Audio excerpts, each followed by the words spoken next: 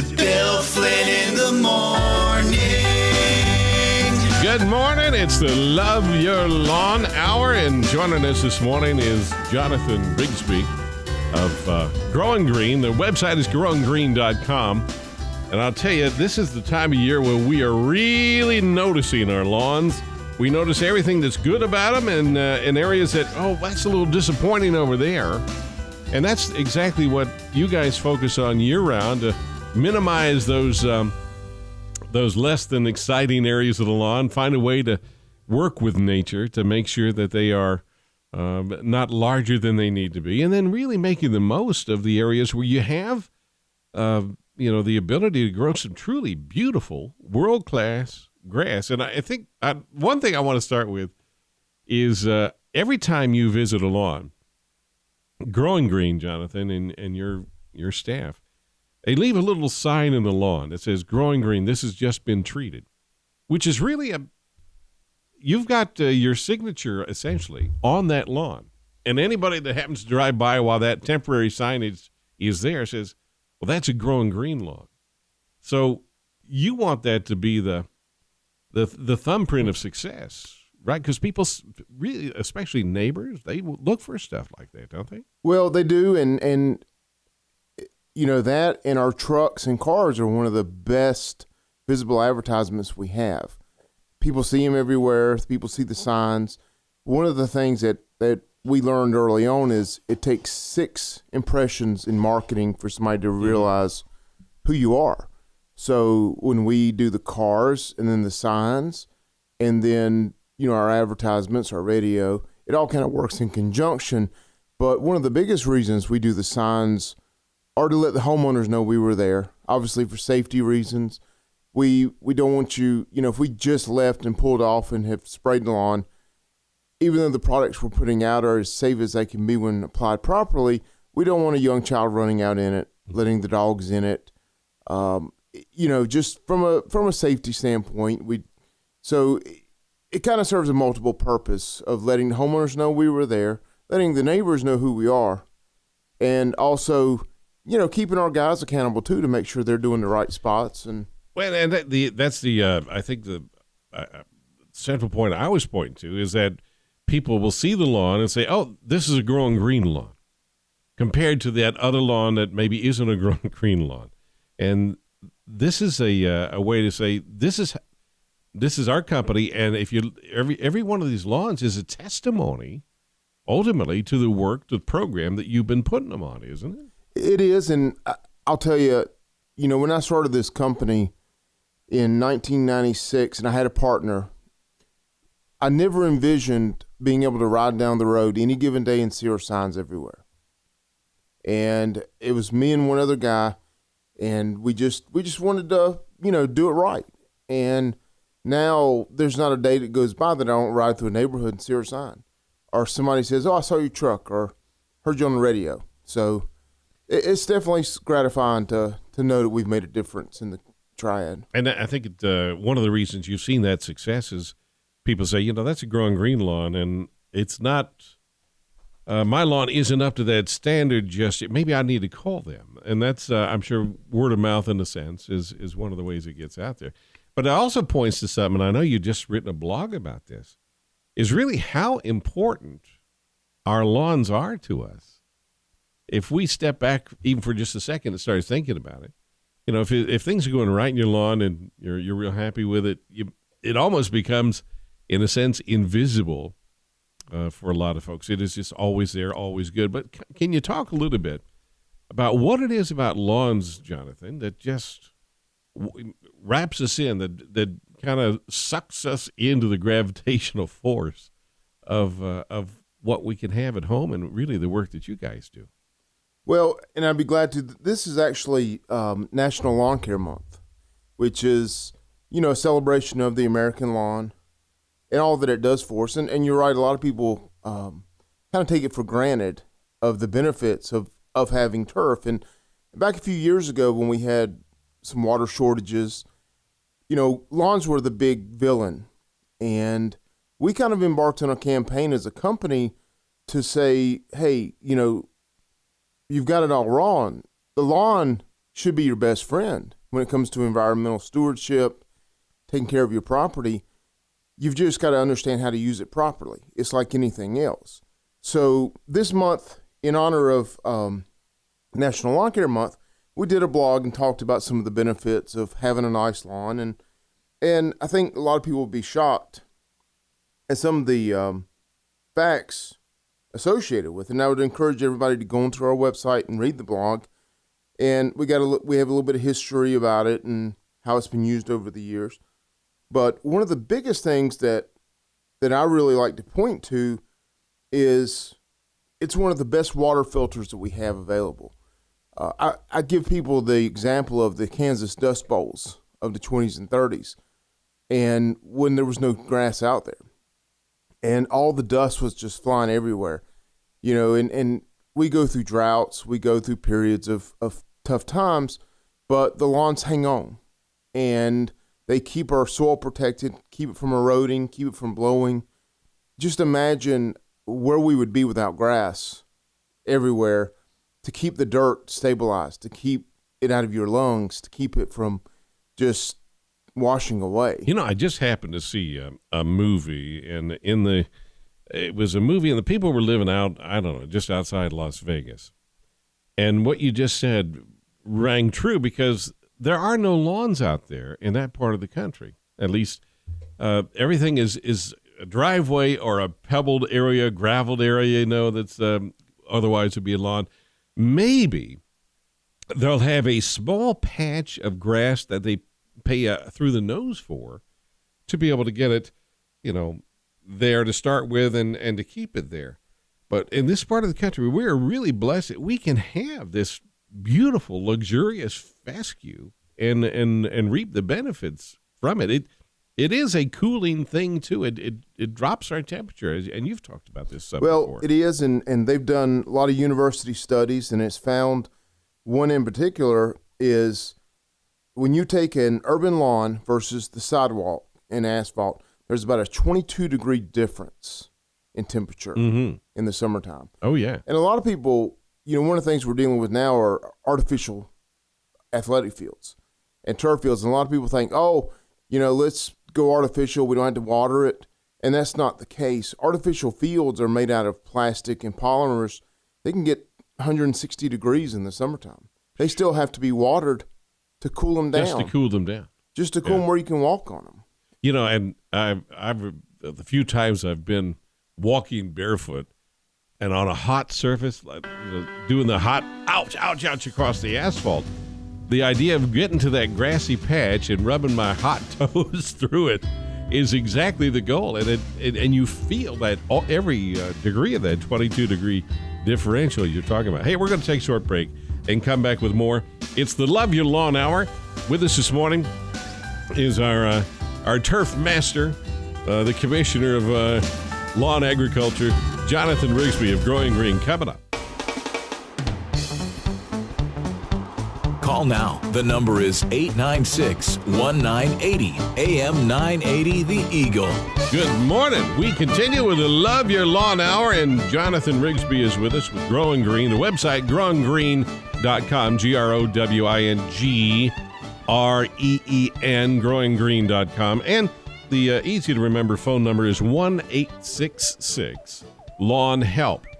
And really, this is the time of year when we're getting out there, and probably at this point, most of us have been out a couple of 3 or 4 times by now to take on the lawn and the growth that we're seeing and the exciting times. This is a critical time for GrowinGreen as well, watching this early growth and this of this new lawn season. It is, and this is one of those times that, and I try to, one of the things that we wanted to do this show with you was to get the benefits of the lawn out there. Yes, we're advertising for the company. Let's just be honest about it. But we want to talk about the benefits of having a nice lawn. Our slogan is to love your lawn again. And what we want to do is encourage people to get outside into the lawn, enjoy it, and not think of it as, I got to get rid of my grass and plant plants, which there are places for that. Right, but to actually be able to be in the moment of the lawn without being oppressed by what you got to do or maybe want to do. Exactly. And We talk about our competition a lot, True Green and Scott's, and they've got national advertisement campaigns right now. The Yardleys, I'm sure everybody has seen by now, the family living outside in their lawn. And Scott's has got the Scottish guy. He's a little contradictory. He tells us to seed one time and then spray the weeds the next. And that's a death knell for your lawn, by the way, if you spray weeds right after you seeded it. So a little contradiction on that one. But I love the True Green commercial, getting people out into their lawn, living in their lawn, and that's good for the whole industry to let people know, hey, we love our lawn. We all love going out and smelling fresh cut grass. Easter and being able to go out with the kids and have an Easter egg hunt. Letting your dog go out in grass and not in your carpet or on dirt. I don't know if you noticed with your dogs, but mine won't go in the pine needles. Well, here's the thing. I was just thinking about this too. After I cut the backyard, we have fenced in for the dogs. And after I cut the grass back there, you can tell that they love being out there in a fresh mowed lawn. It may be the aroma. It may be the fact that they can see better because some of them are a little bit small and, don't have to look over the rooftop of the top of the grass. Not that it's getting that high or anything. But universally, families, including our pets, I think have an intrinsic appreciation for a lawn that's well maintained, it's manicured well, that's healthy, and I think it goes a long way just the satisfaction of living, coming home after a long day at work, and really going into that almost Garden of Eden kind of mode that a lot of us look forward to when we go home. There is, and there was actually a study about how patients in hospitals heal faster when they're able to see a nice, freshly groomed landscape. Is that right? Out their window versus hard to do being put into a hospital building. Oh, yeah. There's been a lot of studies on the American lawn, and it's proved its value for sure. And, it gets a lot of bad media hype this time of year. We see a lot of articles come out about all this stuff that's happening, and it's disappointing because the benefits of having a nice lawn are so great for water, for our environment, our birds, bees to pollinate. I mean, there's just so many things to catch the pollen right now.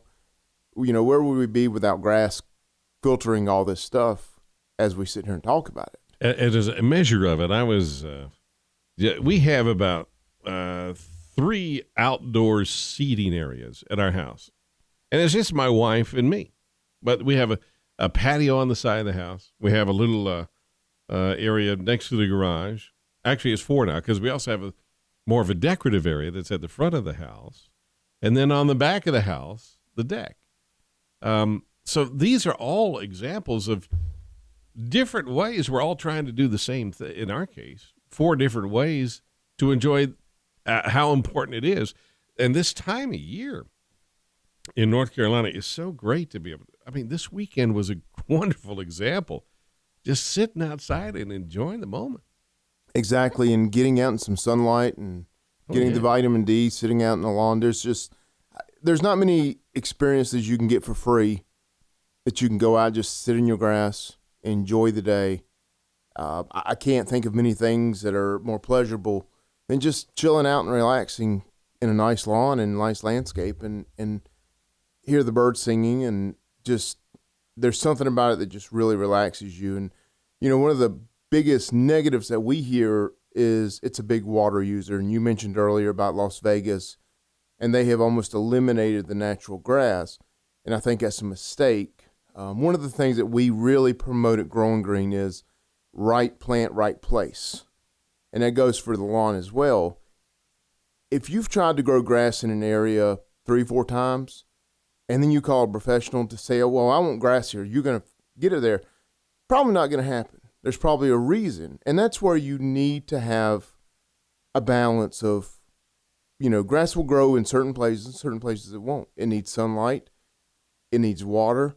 But it doesn't need to be watered all the time.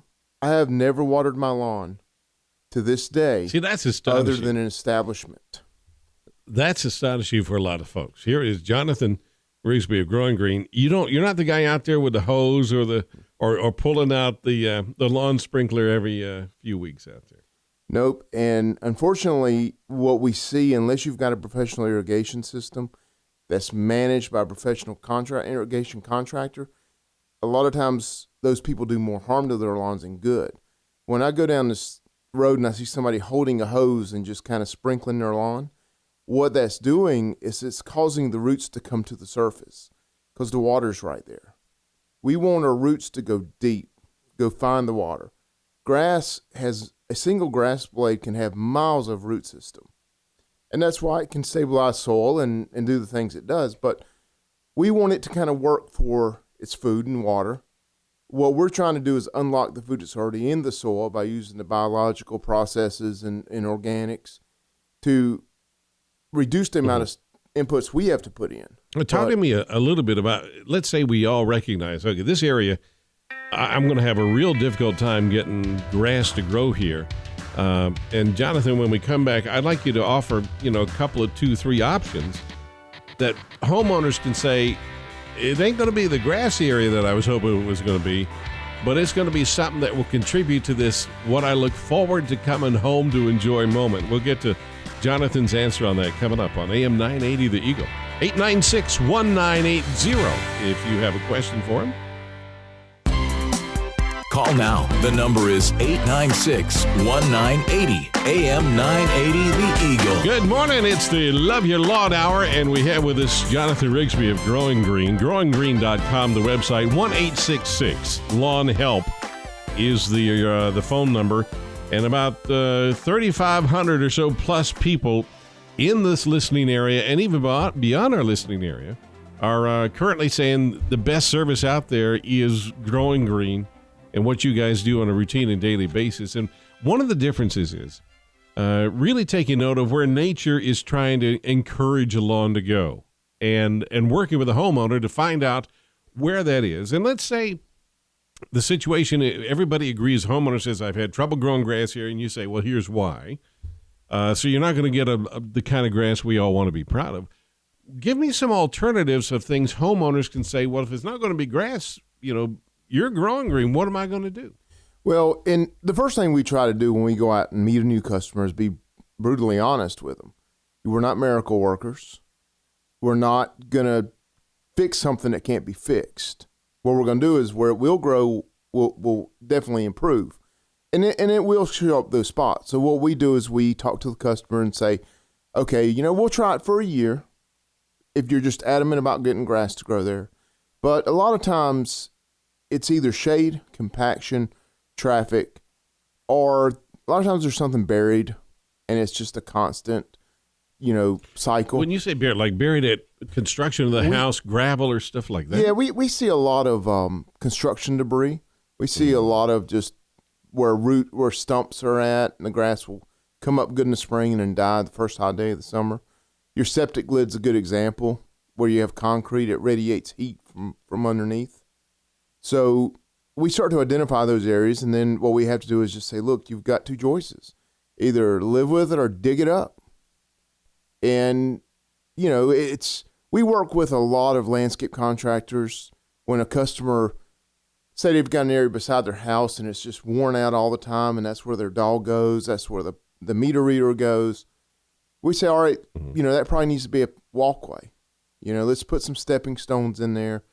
If you want grass, how about moss? If it's really shady, we're starting to experiment with growing moss, taking buttermilk and just kind of seeding some moss and letting it grow.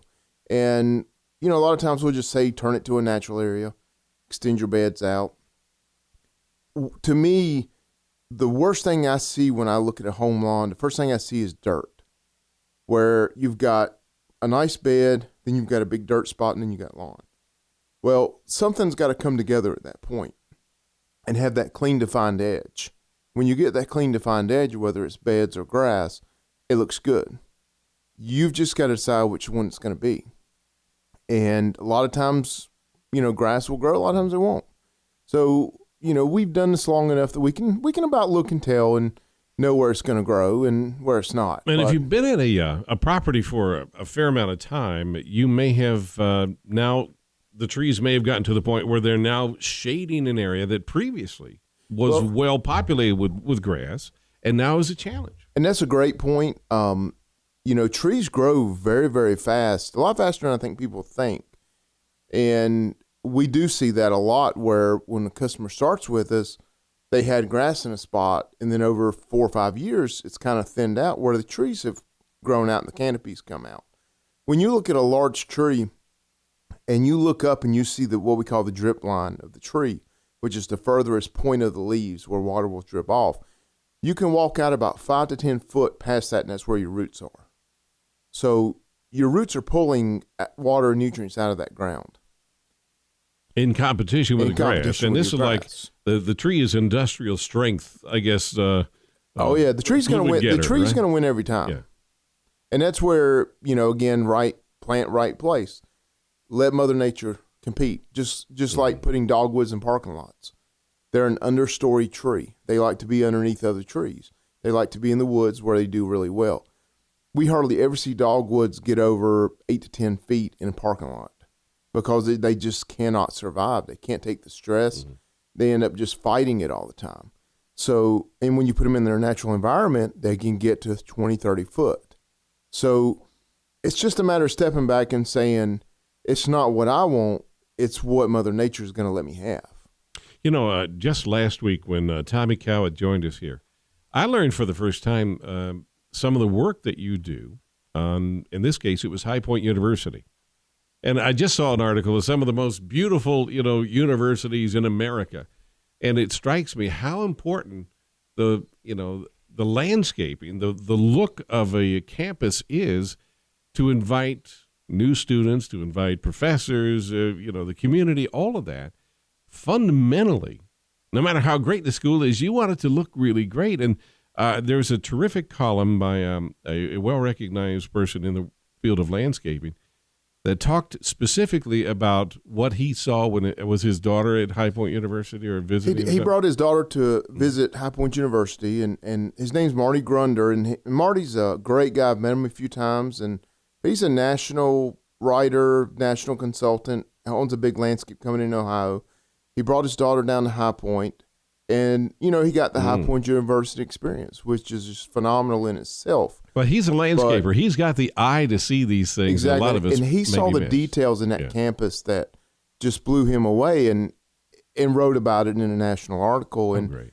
And it's incredible when other people notice your work, for sure. And we work with a lot of, places, and we don't advertise it for security reasons, just, like we don't give out homeowners' phone numbers. I've actually lost customers who wanted names and phone numbers of people to go talk to, and I won't give them to them. I'll give them commercial properties, but there's, we don't want to give out customer information, and that's something we're very, very proud of. But High Point University is a great example.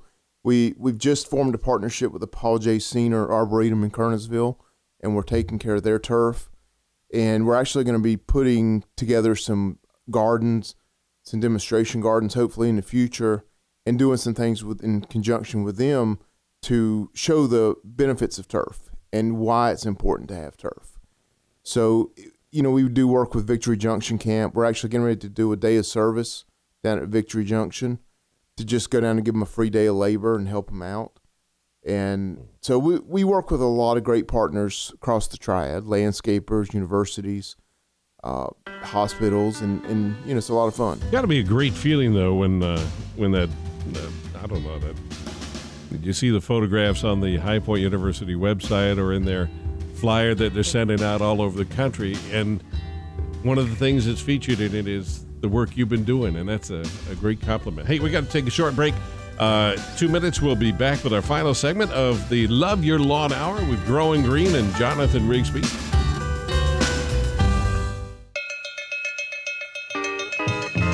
Call now. The number is 896-1980, AM 980, The Eagle. Good morning. Bill Flynn this morning. Delighted to have with us Jonathan Rigsbee, GrowinGreen, and the website GrowinGreen.com. It's the Love Your Lawn Hour. And Jonathan, we've touched on a number of important things. What we've been seeing here the last few weeks is our as our lawns are coming up so green, as we're seeing lots of blooming going on. Take us into a little of a future mode here coming up this week and these next coming weeks. What are some things homeowners, people that love their lawns, love taking care of them, need to be on the lookout for? Well, one of the biggest things that we see this time of the year, everybody should have gotten out and mowed their lawn by now, starting to green up. A lot of people are calling saying, well, my lawn looks great, but I've got a few yellowish circles. And what that is a weed called rough stalk bluegrass. And we're seeing it show up in grass seed now. It doesn't show up on the tag because it's an actual grass. So they don't tag it as a weed. But in your nice fescue lawn, those spots of yellow are a weed. And unfortunately, there's nothing we can do to get rid of them other than tell you to buy clean seed. And talk to me about that clean seed. For instance, I know that you are at GrowinGreen are very, very particular. It's almost like you handpick the seed. You do. You handpick the seed that you're using compared to maybe others that have a huge boxcar demand for seed. Tell me about that. Well, exactly. And we're fortunate enough that we can dictate to the farmers out in Oregon what we'll accept and what we won't. And we have certain ones we work with, and it's a consistency thing. The problem is when you look at some of the bigger players, bigger box stores, competition, they are having to buy millions of pounds of seed versus our 75,000 pounds. And when you're doing that, you're going to get weeds in it. You're going to get things in that seed that you can't get rid of.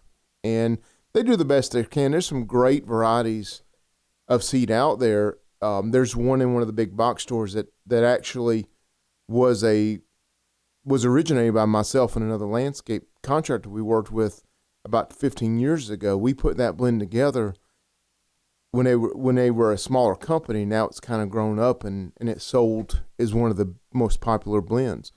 But the difference is they're selling so much of it, it's not clean.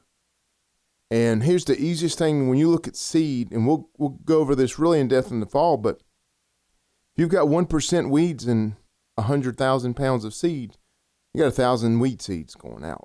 So, and there's 300,000 seeds in a pound, and you're seeding 6 pounds per 1,000 square foot. So you just put about 60,000 weeds in your lawn. So we're very particular at GrowinGreen about our seed, and we're starting to see that show up right now, the yellow patches. The good thing is a lot of it will kind of disappear as it gets hot. It'll kind of burn away, but it will come back, and it just takes working it out with good seed. Now, I just noticed, over the weekend too, especially in the last week and a half, I've been noticing it. Pollen is a huge deal right now. Is there anything our lawns are ready to, I see it on my car. Is it going to cause any problem for the grass if it's really an intense pollen? No, not really, other than be thankful you have a nice lawn to trap some of it, or you'd have more of it. One of the other big things that we're seeing right now is we're going to start seeing fungus show up here in the next probably 30 days. Brown patch is a huge problem on fescue lawns. When it starts getting hot and humid at night, when you start seeing temperatures in the 60s at night, the lawn's going to be apt for fungus. You'll start to see small brown circles, especially in the morning, start to develop, and it probably needs a fungicide program if you want to keep that turf through the summer. Now, that's something you expect to have happen. You're ready to roll with the fungicide, correct? To mitigate this? Tell me where you are in GrowinGreen. Well, we are. When I first started in this industry, we did not see a lot of fungus, and it's gotten more and more as the environment's changed a little bit. And so now we promote this to put people on a regular program. The best way to stop it is prevent it. And, we can't really get rid of it, but we can keep it down to a minimum. We can keep it with fungicides. We can keep it suppressed pretty much through the summer. What happens if you don't address the fungus issue? Will it ultimately kill that patch of grass? It generally won't kill it dead. I have seen it do it. Mm-hmm. But generally what happens is when brown patch gets through a lawn, it stresses the lawn. The lawn's trying to fight off the disease. and it doesn't have the energy to get through the summer.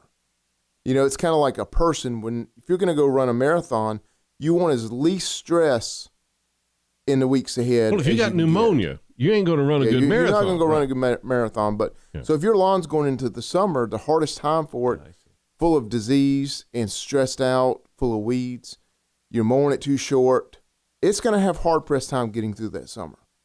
And that's what we see a lot, where people they're doing all the wrong things with the right intentions, and then we get to the fall and they're frustrated because they've put all this work into it, and we're saying, well, we're going to have to almost start over.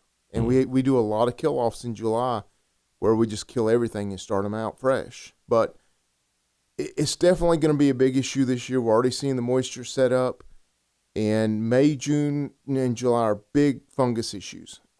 Now's the time to take care of grubs coming up, getting insecticide down for the grubs in the fall. The best way, again, is a preventative. Trees and shrubs are starting to come out. We're starting to see a lot of insect activity on trees and shrubs. One of the biggest things that we see in this area are Japanese beetles with crepe myrtles in July. The best way to prevent them is some of the products that you can put around the base of them that'll get into the plant and stop them. The beetle still has to feed a little bit, but it dies as soon as it feeds. That's the safest way to address it. So, there's a lot of things getting ready to happen over the next couple of months we're going to be talking about. And we've kind of gotten through this first lull, and we're getting ready to really hit the hard stuff. Just a quick question. I know we talk on the show about cutting your grass so it's not too low. I've got 4 inches and 3.5 inches I can set my mower blade. That 4 is the top end. But this may sound nutty, but my lawn looks a lot better at 3.5 than it does at 4. Am I missing something? It looks like I haven't cut the grass. Well, in a way. And I think a lot of that is just ingrained perception. 3.5's fine. 4 for the turf is better. What I would suggest is you can stay at 3.5 right now, and when you get to the summer, when you're going to be on vacation and it's really hot, let it go to 4. Because when you let it go to 4, you're giving that plant more leaf surface to hold water, to hold moisture in, to shade the ground, keep the weeds out. You're going to have less weeds, less water issues, less water need when it's at 4 inches. But it may look a little unkept at 4. And a lot of people, I can see why. I mean, most people where I grew up here in Kernersville buzz it to the ground thinking they don't want to deal with it. And yes. I saw a great stat from the Biltmore House the other day that they keep their lawns at 4 inches, and it saves them 2 mowings a year, using the 1/3 rule where you don't want to remove more than 1/3 of the grass. By keeping it at 4 inches versus 3, they save a couple of mowings a year. So, well, just so you know, because of you and Growing Green and Tommy Cow's advice as well, I've been doing the 4 inches. I've been biting the bullet, and I'm gradually getting to the comfort line with that, and nothing's changed except the mower setting. It's just not what I'm used to seeing, is all. So, and every lawn's a little different. You just have to kind of find what works for you. And if your lawn's a little more protected, 3.5 will be fine. But there's a study that NC State did where they did no pre-emergent. They did 1 inch, 2 inches, 3 inches, and 4 inches. That 4 inches had no crabgrass by the end of the season. The 1, 2 were full of it, and 3 had a few outbreaks. So it's really a threshold and personal preference. The lawn's going to be fine at 3.5 inches if that's what you're comfortable with, and it's your lawn. We're all going to be anti-government and say we don't want the lawn Nazis, getting into your mowing, but just do what you feel's best, and as long as you're over that 3-inch mark, you'll be good. Well, one other thing, I know we talked about in the event a tree grows, but the truth of it is, after especially this winter, we've had a number of trees pretty well damaged with limbs and may end up either dying or having to be removed. That then presents a new opportunity and challenge again for Growing Green to say, look, this area used to have a lot of shade here, or used to have a lot of competition, and now there's one big less moment of competition. Is this an area where Growing Green would say, here's what we can do now that we have this this hole where there used to be a tree. Well, and that's the benefit of having the same guy on your lawn all the time. Yep. He can see those changes, talk to you about it the following day. Well, we'll continue the conversation. I hope you will at Growing Green. 1-866-LAWN-HELP. See you next time. Thank you.